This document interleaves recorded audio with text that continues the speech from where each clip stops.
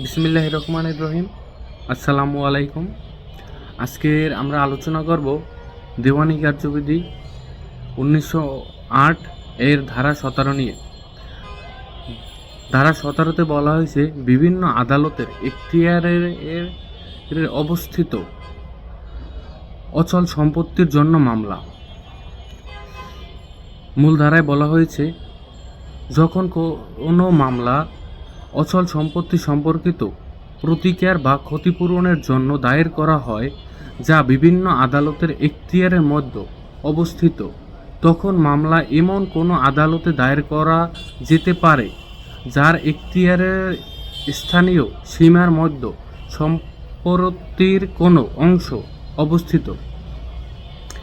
তবে শর্ত থাকে যে মামলা বিষয়বস্তুর মূল্যের ক্ষেত্রে সম্পূর্ণ দায়ী এমন আদালত দ্বারা বিচারযোগ্য হবে।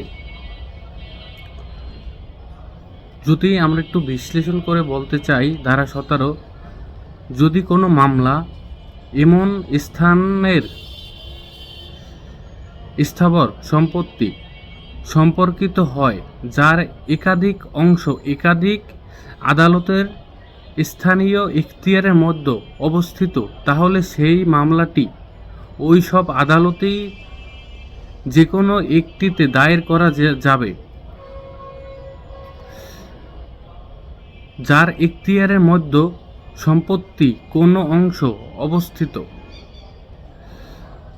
যদি সহজ ভাষায় আমরা বুঝি, একটি জমি বা স্থাবর সম্পত্তি যদি দুই বা ততোধিক জেলার মধ্যে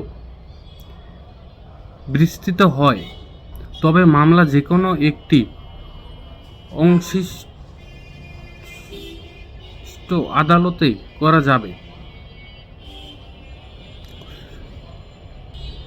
উদাহরণ: একাধিক মামলা এড়ানো, বিচার প্রক্রিয়া সহজ করা, সম্পত্তি সংক্রান্ত বিরোধ একসাথে নিষ্পত্তি। যদি একটি উদাহরণ দিই, যদি একটি জমির একাংশ গাজীপুরে অন্য অংশ ঢাকায় অবস্থিত হয় তাহলে মামলা ঢাকা অথবা গাজীপুরেই হবে, যে কোনো এক আদালতেই দায়ের করতে হবে। শর্ত: মামলাটি অবশ্যই স্থাবর সম্পত্তি সম্পর্কিত হতে হবে। 2. সম্পত্তির কিছু অংশ সেই আদালতেই এখতিয়ারে থাকতে হবে। 3. আদালতের পুরো সম্পত্তির বিষয়ে কার্যকর ডিক্রি দেওয়ার ক্ষমতা থাকতে হবে।